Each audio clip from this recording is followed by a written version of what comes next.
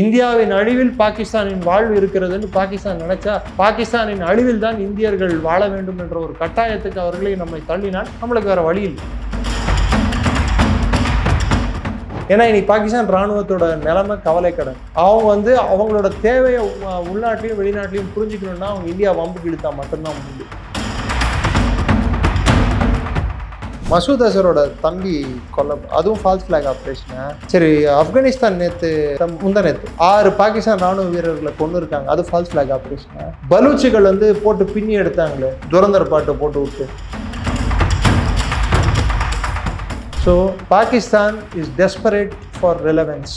அவங்களுக்கு அங்கீகாரத்துக்கு ரொம்ப டெஸ்பரேட்டாக இருக்காங்க. அவங்களோட பொருளாதார நிலைமையும் சரி, பாதுகாப்பு நிலைமையும் சரி, மிக மிக இக்கட்டான சூழல்ல மாட்டிக்கிட்டு முடிச்சிட்டு இருக்காங்க. இதை அடைய விடாமல் செய்யணும்னா இந்தியாவை தேவையற்ற போர்களில் தள்ளுவதன் மூலமாக நமது உபகரணங்களை இந்த போர்களையே நம்ம செலவழிக்கணுன்றது ஒரு எண்ணமாக இருக்குது. ஆனால் பாகிஸ்தானுக்கு அவ்வளோ தூரம் வலிமை இல்லைன்றது உங்களுக்கும் தெரியும், எனக்கும் தெரியும். ஏன் பாகிஸ்தான்காரனுக்கே தெரியும். அடி ஒன்று இடி மாதிரி உள்ள அவனுக்கு முன்ன அடித்ததை இன்னும் திருப்பி காட்டல. நெக்ஸ்ட் எதை அடிக்கணும்னு நம்ம தான் செலக்ட் பண்ணுவோம். அடிச்சதே திருப்பி அடிச்சுட்டு இருக்க முடியாது. ஸோ அமெரிக்காவோ பாகிஸ்தானோ இந்தியாவுக்கு பாடம் எடுப்பது வேஸ்ட்.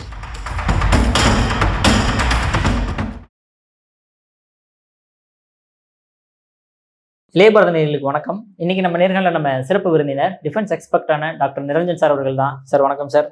வணக்கம். ஜெய்ஹிந்த். ஜெய்ஹிந்த் சார். இப்போ திடீர்னு இப்போ நம்ம இந்தியாவிலேயுமே மகாராஷ்டிராவில் ஐஎஸ்ஐ ஜேஇஎம் சம்பந்தமான ஆட்கள்லாம் கைது செய்யப்படுறாங்க. ஸோ இது பாகிஸ்தானுக்கும் லிங்க் இருக்கா என்ன? அஃப்கோர்ஸ் ஜேஎம்மும் ஐஎஸ்ஐ ஆட்கள் கைது செய்யப்படுறாங்கன்னா இந்தியா ஃபுல்லாக ஸ்வீப்பிங், இது இன்டர்னல் செக்யூரிட்டி நடக்குது. யூபியில் மாடியூல் ஒன்று பஸ் பண்ணாங்க, ஆந்திராவில் ஒரு மாடியூல் பஸ் பண்ணாங்க ஒரு 10 நாள் முன்னாடி, மகாராஷ்டிராவில் மாடியூல் பஸ் பண்ணியிருக்காங்க. இன்டர்னல் செக்யூரிட்டியில் பல மாடியூல்களை, அதாவது ஐஎஸ்ஐ மாடியூல்ஸை கைது பண்ணிட்டு தான் இருக்காங்க.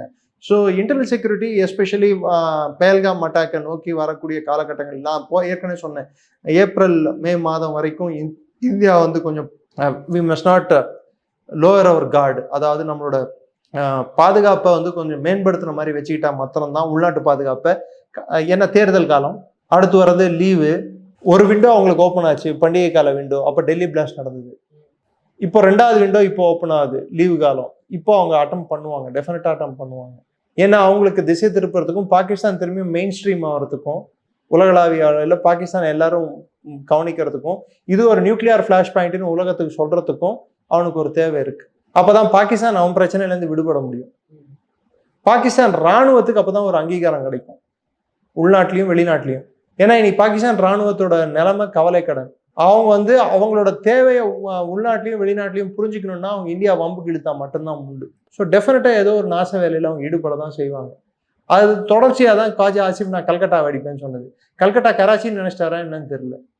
K for Karachi, K for Calcutta அப்படின்னு சொல்லிட்டு அவர் தான் ஃபேமஸாக சொன்னது பாகிஸ்தான் டாய்லெட் பேப்பர்ன்ட்டு. ஏன்னா டாய்லெட் பேப்பரை உன் நாட்டையே நீயே சொல்லிட்டு நீ போய் கல்கட்டா அடிக்கலன்னு சொல்றியே, நியாயமா இருக்கா? முன்னுக்கு பின் முரணா இல்லை? நீ அங்கே யோசிக்கும் போது இங்கே நாங்கள் அடிச்சிருவோம். அதுக்கு முன்னாடி அப்துல் பாசித், முன்னாள் இந்தியாவுக்கு தூதர், பாகிஸ்தான் தூதர், மும்பை டெல்லி அடிப்பேன். இவனுக்கு என்ன லூஸா இவனுங்க, ஒருத்தன் கல்கட்டா அடிக்கிறேன்றான், ஒருத்தன் மும்பை அடிக்கிறேன்றான், ஒருத்தன் டெல்லி அடிக்கிறேன்றான். நெக்ஸ்ட் என்ன சென்னையும் பெங்களூரும் ஹைதராபாத் ஏன் விட்டு வச்சிருக்கேன், அதையும் பேர் சொல்லிடுங்க. இந்தியாவில் எத்தனை நகரங்கள் இருக்கு, உங்க நகரங்களோட எங்க நகரங்கள் அதிகம் சொல்ற எண்ணிக்கையால் பேர்ல நீங்க எந்த ஊர் பேர் வேணாலும் சொல்லிக்கலாம், சொல்லிக்கோ, யார் வேணான்னு சொன்னா, காசா பணமா. பட் ஆனால் அடிக்க மாட்டியான்றது அது எங்க கையில இருக்கு. We will strike your time and place of our choosing. எப்போ அடிக்கணும், எப்படி அடிக்கணுன்றது நாங்கள் தான் செலக்ட் பண்ணுவோம். நீ பேசக்கூடாது. அடி வாங்கினா பொறுக்கிட்டு போகிறதுக்கு மட்டும்தான் நீ இருக்கணும். போன வாட்டி மாதிரி ஆப்ரேஷன் சிந்தூர்லேருந்து ட்ரம்ப் கற்றுக்காத பாடங்கள். இலக்கை நோக்கி நடத்தக்கூடிய எந்த ஒரு போராகினும், எந்த ஒரு ஸ்ட்ரைக் ஆகினும், அதை எப்போ தொடக்கணும் எப்போ முடிக்கணும்னு சொல்லிட்டு அரசியல் தலைமைக்கு தெரியணும். அது தெரியாத பட்சத்தில் சூழலில் மாட்டிக்கிட்ட மாதிரி மாட்டிக்கிட்டு முழிப்பாங்க. மோடி கிட்ட கற்றுக்க வேண்டிய ட்ரம்ப் கற்றுக்க வேண்டிய பாடம் அது. எந்த இடத்துல முடிக்கணும்னு அவருக்கு தெரிஞ்சது, எப்போ பாகிஸ்தான் அடிபணியும்னு சொல்லிட்டு தெரிஞ்சது, இதுக்கு மேல தொடர்ந்தா என்ன விளைவுகள் இருக்கும்னு தெரிஞ்சது. பாகிஸ்தானோட போர் புரியும் தன்மையை முழுமையா நம்ம பாதித்த பிறகுதான் அந்த போருக்கு ஒரு பாஸ் பட்டன் அமுக்கணும். அந்த பாஸ் பட்டன் இன்னைக்கு அமெரிக்காவில் அமுக்க முடியல. ஏன்னா அவங்களுக்கு பாட்டு எங்க ஸ்டார்ட் ஆகுதுன்னே தெரியல பாஸ் அமுக்கிறதுக்கு. எங்கே ஸ்டார்ட் ஆகுதுன்னு தெரிஞ்சாதானே எங்கே பாஸ் அமுக்கணும், எங்கே வந்து ரீவைண்ட் அனுப்பணும், எங்கே ஃபாஸ்ட் ஃபார்வர்ட் அமுக்கணும்னு தெரியும். தெரியல, பட்டன் ஆப்ரேட் பண்ணவே தெரியல. அதுதான் பிரச்சனை. ஸோ புரிதல் இல்லாமல் ஒரு விஷயத்துக்குள்ள கையை வச்சிங்கன்னா கை சுடும். புரிதலோட நம்ம பண்ணுற எந்த விஷயமா இருந்தாலும் let the specialist do the specialist job அப்படின்வாங்க.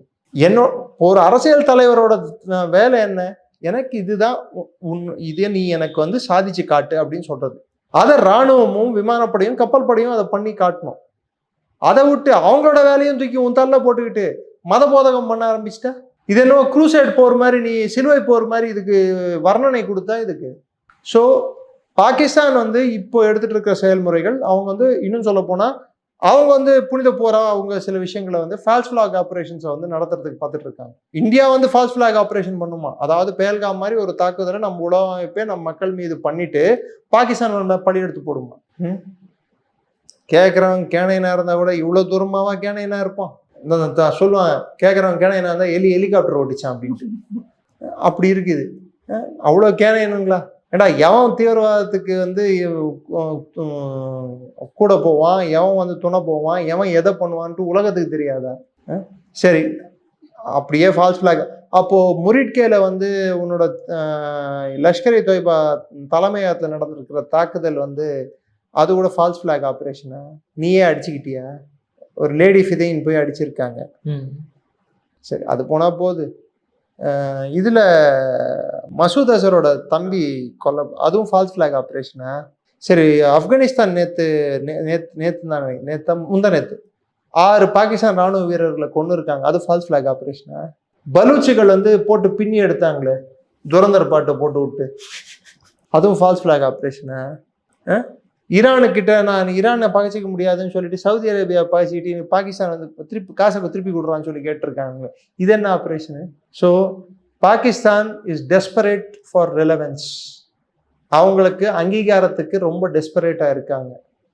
அவங்களோட பொருளாதார நிலைமையும் சரி, பாதுகாப்பு நிலைமையும் சரி, மிக மிக இக்கட்டான சூழலில் மாட்டிக்கிட்டு முழிச்சிட்டு இருக்காங்க. அதுலேருந்து மீண்டு வரத்துக்கு அவங்களுக்கு இருக்கக்கூடிய ஒரே துருப்புச்சீட்டு இந்தியா மீது பாராட்டக்கூடிய பகைமை, இந்தியா மீது வைத்திருக்கும் வன்மம், இந்திய மக்கள் மீது வைத்திருக்கும் தாழ்ப்புணர்ச்சி, இந்தியாவில் அவர்கள் ஏற்படுத்தக்கூடிய வன்முறை செயல்கள், இதை வச்சு தான் திரும்பி அவங்க வந்து உலகத்தில் அங்கீகாரம் பெற முடியும்னு நினைக்கிறாங்க. ஆனால் இந்த வாட்டி அந்த அட்டம் பண்ணாங்கன்னா ராஜ்நாத் சிங் சொன்ன மாதிரி பாகிஸ்தான் விளைவுகள் சந்திக்க வேண்டியது இருக்கும் அப்படின்னு சொல்லியிருக்காரு. இதுக்கு தோதா அவங்களுக்கு இருக்கக்கூடிய இன்னொரு மிகப்பெரிய கோபம் இந்தியா மீது.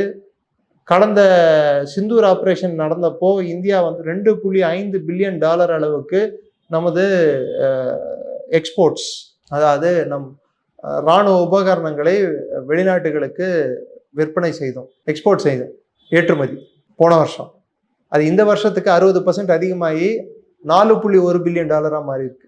எல்லா ஆப்ரேஷன் சிந்தூரை பார்த்துட்டு பிலிப்பைன்ஸ் வந்து $360 மில்லியன் பிரம்மோஸ் ஆர்டர் கொடுத்துருக்கான், மலேசியா ஆர்டர் கொடுத்துருக்கு, ஆகாஷ் மிசைல் டிஃபென்ஸ் சிஸ்டம்மை ஃப்ரான்ஸ் ஆர்டர் கொடுத்துருக்கு, அர்மீனியா ஆர்டர் கொடுத்துருக்கு, பினாக்கா மிசைல் டிஃபென்ஸ் சிஸ்டம்ஸை வந்து ஃப்ரான்ஸ் ஆர்டர் கொடுத்துருக்கு. ஸோ இந்தியாவிலேயே உற்பத்தி செய்யக்கூடிய ஏவுகணைகளுக்கு வந்து இன்னைக்கு உலகம் ஃபுல்லாக டிமாண்ட் அதிகரிச்சிட்டு இருக்கு. ஸோ தன்னிலை பெற்ற நாடாக இராணுவ உற்பத்தியில் இந்தியா மாற வேண்டும் என்பதை ஒரு இலக்காக வச்சுட்டு இருக்கோம். அதை நோக்கி நாம் பயணித்து கொண்டிருக்கிறோம். இதை அடைய விடாமல் செய்யணும்னா இந்தியாவை தேவையற்ற போர்களில் தள்ளுவதன் மூலமாக நமது உபகரணங்களை இந்த போர்களையே நம்ம செலவழிக்கணுன்றது வந்து ஒரு எண்ணமாக இருக்குது.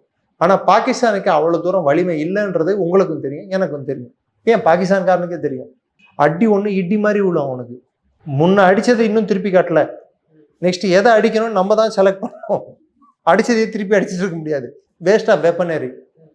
ஸோ புது இலக்குகளை நம்ம தேடணும். இதில் வேற ஆப்கானிஸ்தான்காரன் அடிக்காத இலக்கா தேடணும், பலூச்சிஸ்தான் அடிக்காத BLA பலூச் லிபரேஷன் ஆர்மியை அடிக்காத இலக்கா தேடணும். இலக்குகளே இல்லையே, அதில் பெரிய பிரச்சனை பாகிஸ்தானில். இதை நான் அடிப்பேன்னா எதை அடிக்கிறது? பிரதமர் வீட்டை அடிக்கலான்னா அதையும் ஆப்கானிஸ்தான்காரன் டார்கெட் பண்ணிட்டான். ராவல்பிண்டி மிலிட்ரி ஹெட் குவார்ட்டர்ஸ் அடிக்கலாம்னா அதுவும் தாலிபான் டார்கெட் பண்ணுறாங்க. சரி, வேற சூயி கேஸ் பிளான்ட் அடிக்கலாம்னா அதை பலூச்சிஸ்தான் லிபரேஷன் ஆர்மி டார்கெட் பண்ணுறாங்க.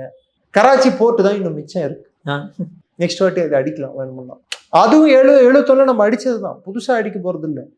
புதுசா அடிக்கிறதுக்கு பாகிஸ்தான்ல எதுவும் மிச்சம் இல்லை. அப்புறம் சார் இந்த அளவுக்கு குரல் கொடுக்குறாங்க பெரிய பருப்பு மாதிரி. வாங்குற காசுக்கு வந்து அவங்க எப்பயுமே வந்து ரொம்ப விசுவாசமா இருப்பாங்க. அவங்க தான் சொல்லிப்பாங்கல்ல, உலகத்தில் ஒரே இஸ்லாமிய குண்டு வைத்திருக்கக்கூடிய நாடு. குண்டுல என்னடா இஸ்லாமிய குண்டு ஹிந்து குண்டு? அப்படி பார்த்தா இந்தியாவோட அட்டாமிக் வெப்பன் ப்ரோக்ராமுக்கு லீட் பண்ணவர் கூட ஒரு இஸ்லாமியர் தான், பாரத் ரத்னா அப்துல் கலாம் அவர்கள். ஆனா அவரோட வழித்தோன்றலா இருக்கிறதுங்கன்னா தருதலைங்களா இருக்கு, வாய்க்கு வந்து பேசிக்கிட்டு இருக்காங்க அப்படின்னு. வழித்தோன்றல் அதுக்குன்னே சொல்லிக்குது, அதான் பிரச்சனை. இப்போ தருதலைங்களா இருக்கு. பட் அந்த மகான் வந்து இன்டிகிரேட்டட் மிசைல் டெவலப்மெண்ட் ப்ரோக்ராம் ஆகட்டும், இல்லை பொக்ரான் 2ல ஆகட்டும், அவரோட ரோலை வந்து பொக்ரான் 1ல கூட ராஜாராமண்ணா, ஹோமி பாபா, நம்மளது பாம்பை டெவலப் பண்ணவங்க பார்த்தீங்கன்னா ஒரு மதத்தை சேர்ந்தவங்க இல்லை. Homi Bhabha was a Parsi, Raja Ramanna was a Hindu, APJ Kalam was a Muslim. So இங்கே ஆனால் அந்த ஆப்ரேஷன்ஸ்க்கு அவங்க வச்ச பேர் சக்தி 1, சக்தி 2. சரியா? அந்த வெல்ஸுக்கு, அதாவது நம்ம டெஸ்ட் பண்ண வெல்ஸுக்கு வச்ச பேர் தாஜ்மஹால், கும்பகர்ணா, இதுதான் பேருங்க, அதுக்கு பேருங்க கும்பகரன், தாஜ்மஹால். இதுவே நம்மளுக்கு கால் சைனே வந்து வாஜ்பாய் வீட்டுக்கு போன ஃபோன் அங்கேருந்து போக்ரான்லேருந்து போனோம், தாஜ்மஹால் ஹஸ் ஃபாலன். இதில் புத்தா ஸ்மைல்ஸ் அகேன், புத்த பூர்ணிமா அன்னைக்கு பண்ணோம் டெஸ்ட்டு. புத்தர் திரும்பியும் சிரிச்சாருன்னு சொன்னாங்க. Taj Mahal has fallen, Buddha smiles again, Buddha திரும்பியும் சிரிச்சாருன்னு சொல்லிட்டு. அது பேப்பர்லேயே அதுதான், அது புத்தா ஸ்மைல்ஸ் அகேன் அப்படின்னு சொல்லிட்டு. ஸோ பௌத்த மதத்தையும் உள்ள எடுத்துகிட்டு வந்தோம். நம்ம குண்டு வந்து ஹிந்து குண்டுன்னு நம்ம என்றைக்கும் சொல்லிக்கல. நாசிக்கள் கிட்ட இருந்து எடுத்துகிட்டு வந்த சயின்டிஸ்ட்டை வச்சுக்கிட்டு மிசைல் டெவலப்மெண்ட் ப்ரோக்ராம் அமெரிக்கா மாதிரி நம்ம பண்ணல. ஸோ அமெரிக்காவோ பாகிஸ்தானோ இந்தியாவுக்கு பாடம் எடுப்பது வேஸ்ட். இதில் இன்னொன்று நான் சொல்லிக்கொள்ள விரும்புவது, இஸ்ரேல் மீது இந்தியர்களுக்கு நிறைய இறக்கம் இருக்குது. இஸ்ரேலை திட்டினா என்னவோ அவங்கள திட்டுற மாதிரியே நினச்சிக்கிறாங்க. ஆமாம், இஸ்ரேல் பல்வேறு கட்டங்களில் இந்தியாவுக்கு உதவி புரிந்துள்ளது. பாகிஸ்தானுக்கு எதிராக அது குறிப்பிட்டு நம்ம சண்டை போடும்போது இந்தியா தரப்பில் நின்றுள்ளது. ஆனால் தவறை தவறு என்று சுட்டி காட்டும் தன்மை நமக்கு இருந்தால் மட்டும்தான் நாம் இந்தியர்களாக இருக்க முடியும். இந்த விஷயத்துல ஈரான் மீது அவங்க தொடுத்திருக்கிற போர் தவறான போர். குழந்தைகளை கொன்றது தவறு, அது போர் தந்திரம் அல்ல. அதனால இஸ்ரேல் மேல குழந்தைகள் தோன்ற தவறுன்ற போது அவங்க என்ன சொல்ல வராங்கன்னா, அந்த தரப்பு என்ன சொல்ல வராங்கன்னா, ஏன் அந்த குழந்தைகளை வச்சுட்டு கீழே உங்க பேஸை வச்சு நீங்க வந்து செயல்பட்டுக்கிட்டு இருக்கீங்க அப்படின்ற மாதிரி ஒரு வார்த்தை வைக்கிறாங்க. நீ இஸ்ரேல்ல நீ ஏன் வந்து பல பங்கர்ஸ் வந்து நீ கீழே வச்சிருக்க? மொத்த டெல்லவிவ்ல எத்தனை பங்கர்ஸ் வச்சிருக்க, எத்தனை இடத்துல வந்து பதுங்குழிகள் வச்சிருக்க, எத்தனை இடத்துல. அப்போ உன் நாடே வந்து கான்ஸ்கிரிப்ஷன், எல்லாருமே போர் வீரர்கள்னு சொல்ற. அப்போ ஈரான் ஜஸ்டிஃபை தானே பண்ணுது உன் நாடு மேல. ஒன்னு இந்நாள் போர் வீரர்கள் இல்ல அந்நாள் போர் வீரர்களை தானே நான் கொண்டுட்டு இருக்கேன்னு சொல்றாங்க. அந்த ஜஸ்டிபிகேஷன் ஏத்துக்கிறியா? ஹியூமன் தான் ஷீல்டா யூஸ் பண்றாங்க அவங்களுடைய மிலிட்டரி இதுக்கு. இது தவறு தானே? இது உயிர் சேதமா பாருங்க. மொசாத் வந்து ஒரு தலை சிறந்த ஒரு உள அமைப்பு. அது வந்து இப்படி ஒரு முட்டாள்தனமான ஒரு தகவல்களை வந்து தீரே சேகரிக்காம, ஒரு ஒழுங்கா சேகரிக்காம, ஒரு தவறான தகவல்களை அடிப்படையாக கொண்டு எப்படி ஈரான் மீது போருக்கு போனாங்கன்றதுதான் புரியல. ரெண்டாவது, சில நேரங்களில் உள அமைப்பு மிகைப்படுத்தி சொல்வதும் உண்டு. உதாரணம், ஹிஸ்புல்லா அழிக்கப்பட்டதுன்னு சொன்னாங்க. ஹிஸ்புல்லா எங்க அழிக்கப்பட்டுள்ளது? புத்துணர்ச்சி பெற்றுள்ளது. இன்னைக்கு இஸ்ரேல் 3 பக்கமும் சூழப்பட்டுள்ளது. ஒரு ஆக்கப்பூர்வமான செயல் ஒரு நாட்டுல வந்து நம்மளுக்கு விரோதியே இருந்தா கூட, ஒரு நாட்டுக்கு பக்கத்து நாடு வந்து நம்மளுக்கு எதிரான செயல்பாடுகள்ல நடந்துட்டு இருந்தா கூட, அந்த நாட்டுல வந்து அரசியல் ரீதியான தீர்வுகளை எப்படி எட்டணும், பேசி தீர்வுகளை எப்படி எட்டணும், சர்ஜிக்கலா ஆப்ரேஷன்ஸ் எப்படி நடத்தணும், இன்டெலிஜென்ஸ் பேஸ்ட் ஆப்ரேஷன்ஸ் எப்படி நடத்தணும்ன்றது வந்து பல்வேறு கோணங்கள்ல நம்ம யோசித்து பல்வேறு வழிமுறைகளை நம்ம கையாளணும். போர் என்பது கடைசி வழிமுறை. இந்தியா பெஸ்ட் எக்ஸாம்பிள் இல்ல சார்? இன்னைக்கு பங்களாதேஷ்ல தாரிக் ரஹ்மான் இந்தியா கூட பேசிட்டு இருக்காரு. நேபாளையும் ஆட்சி மாற்றம் ஆயிடுச்சு. அப்பயும் வந்து அவங்க நினைச்சது நடக்கல. இன்ஃபேக்ட் கம்யூனிஸ்டுங்க அரெஸ்ட் செய்யப்பட்டுள்ளார்கள். ஓலி அரெஸ்ட் பண்ணாங்க. ஸ்ரீலங்காலையும் ஆட்சி மாற்றம். ஸ்ரீலங்காலையும் ஆட்சி. மால்டீவ்ஸ்ல வந்து இந்தியா அவுட்னு சொன்னவங்க திரும்பி இந்தியா இன்னு எப்படி சொல்ல வச்சோம் நம்ம?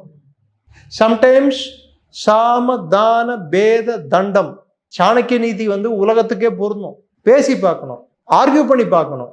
ரெண்டும் வரலையா, சில நேரங்களில் காசை தூக்கி அடிக்கணும். இப்போ பங்களாதேஷுக்கு 5000 டன் ஃபியூவல் கொடுத்தோம். ஆமா சார், நம்மளுக்கு தட்டுப்பாடு இருக்கும்போது கூட அங்க நம்ம கொடுத்து அவங்க அமைதி கொடுத்தோம். 5000 டன் ஃபியூவல் கொடுத்தோம். ஸ்ரீலங்கா ஒரு பெரிய பொருளாதார இக்கட்ல 2022ல மாட்டிட்டு இருக்கும் போது இன்னைக்கும் இந்தியாவை கிரிட்டிசைஸ் பண்ணுவாங்க. இந்த வீடியோ பார்த்துட்டும் கமெண்ட் அடிப்பானுங்க நம்மள, இந்தியாவை அங்க இருந்து. ஆனா அங்க அவங்களுக்கு வீடுகளும் கட்டு கொடுத்துருக்கோம், ஸ்ரீலங்காவுக்கு வந்து பொருளாதார இக்கட்டு இருக்கும்போது ஸ்ரீலங்காவுக்கும் நம்ம ஹெல்ப் பண்ணியிருக்கோம். அதை நம்ம கடமையா நினைக்கிறோம். அதே ஸ்ரீலங்கா 1972 பாகிஸ்தானுக்கு துணை போன நாடு, ரீஃபியூலிங் கொடுத்த நாடு, ஐஎஸ்ஐக்கு இடம் கொடுத்த நாடு, லஷ்கர் தொய்பாவோடக்கு இடம் கொடுத்த நாடு. இதை மறுக்க முடியாது. கர்னல் பஷீர் வலி என்ற ஒரு Pakistani former Pakistan intelligence bureau chief வந்து சேவ்ட் ஸ்ரீலங்கா ஹை கமிஷனர். ஏன் ஸ்ரீலங்காலேருந்து ஒரு ஆபரேஷன் 2015 நம்மளுக்கு வெளியே வரல? ஸ்ரீலங்காலேருந்து இந்தியாக்குள்ள நாசவேலை பண்றதுக்கு ஐஎஸ்ஐ வந்து பிளான் போட்டுட்டு இருக்குன்னு சொல்லிட்டு. அப்படி இருந்தும் ஸ்ரீலங்காவுக்கு நம்ம ஹெல்ப் பண்ணிட்டு இருக்கோம். காரணம், அங்கே இருப்பவர்கள், அங்கே இருக்கும் தமிழர்களை நாங்கள் நம் சொந்தங்களாக பார்க்கிறோம். ஆனா அவங்க வந்து ஏதோ அரசு பண்ணதுக்கு இந்த அரசு சாடிட்டு உட்காந்துட்டு இருக்காங்க. இந்தியர்களை வெறுக்கிறாங்க. இந்தியான்ற நாடு இருக்கக்கூடாதுன்னு நினைக்கிறாங்க. ஈழத்தை நான் வெறுக்கவில்லை. ஈழத்தின் பேரால் இந்தியாவை வெறுப்பவர்களை நான் வெறுக்கிறேன். ஈழம் ஏற்பட்டால் நல்லது. அது ஒரு குஷனிங் எஃபெக்ட் தான் இந்தியாவுக்கு. பாலிசி வைஸ் பார்த்தோம்னா, ஒரு ஈழம் என்ற நாடு வந்து அந்த கோரிக்கை வந்து இந்தியாவுக்கு ஒரு பஃபர் ஜோனா மாறி இருக்கும்.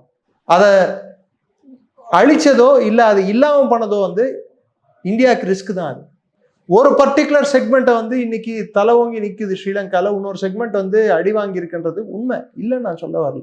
அது யார் பண்ணாங்களோ, எந்த அரசு பண்ணிச்சோ அந்த அரசின் மீது இருக்க வேண்டிய தாழ்ப்புணர்ச்சியும் கோபத்தையும் மொத்த இந்திய மக்கள் மீது செலுத்தாதீங்க. இந்திய அரசு மீது செலுத்தாதீங்க. இந்தியா அழிந்து விட வேண்டும் என்ற உங்களோட எண்ணோட்டம் என்னைக்கும் நிறைவேற போறது இல்லை.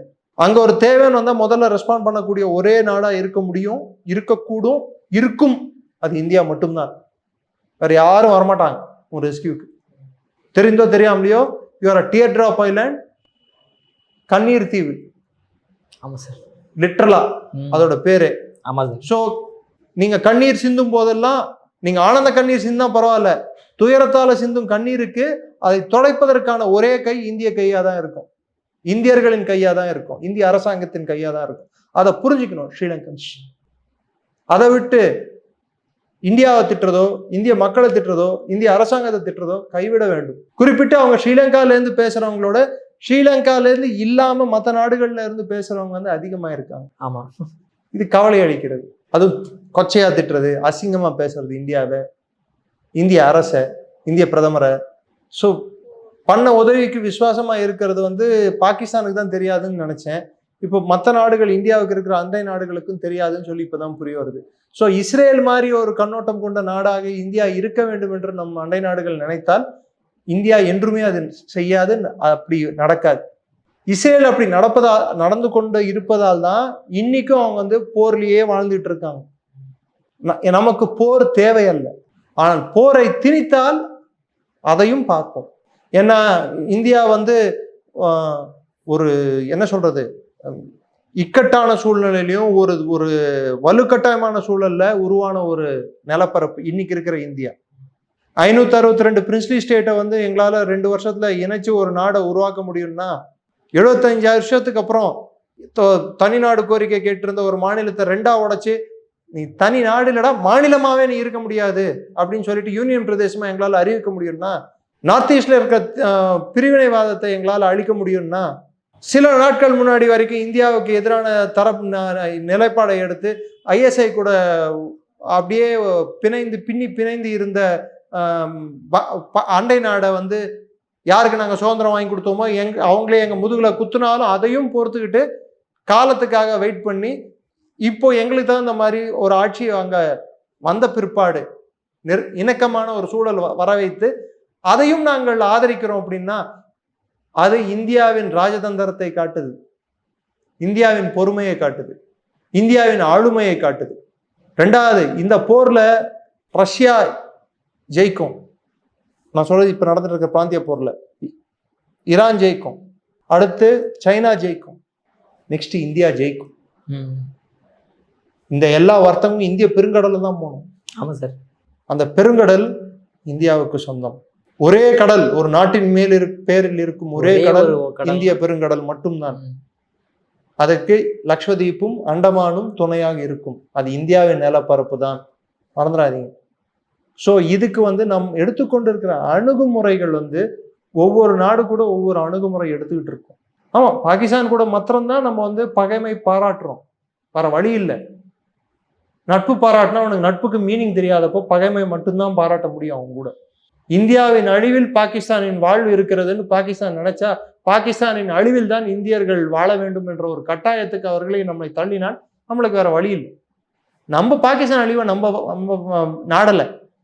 ஆனா பாகிஸ்தான் என்ற நாடு ஏற்பட்டதே என்ற தவறு என்ற ஒரு கோட்பாடை நம்ம வச்சுக்கிட்டு இருக்கோம். மதத்தின் பேரால் ஒரு நாடு ஏற்படக்கூடாது, இருக்கக்கூடாது. எப்படி India is a secular country அப்படின்னு சொல்லிட்டு இருக்கோமோ, even though Hindus R majority, அது மாதிரி பாகிஸ்தான் ஒரு மதத்தின் காரணமாக உருவாச்சுன்னா அப்போ இன்னொரு பாகிஸ்தான் இந்தியாவில் உருவாகிறதுக்கான வாய்ப்பை நம்ம ஏற்படுத்தக்கூடாது. அதனால பாகிஸ்தான் இருக்கக்கூடாது. Okay sir. சார் அற்புதமாக விளக்கம் கொடுத்தீங்க சார். உங்கள் பொன்னான நேரத்தை இளையபாலம் ஒதுக்குனதுக்கு மிக்க நன்றி சார். நன்றி. ஜெய்.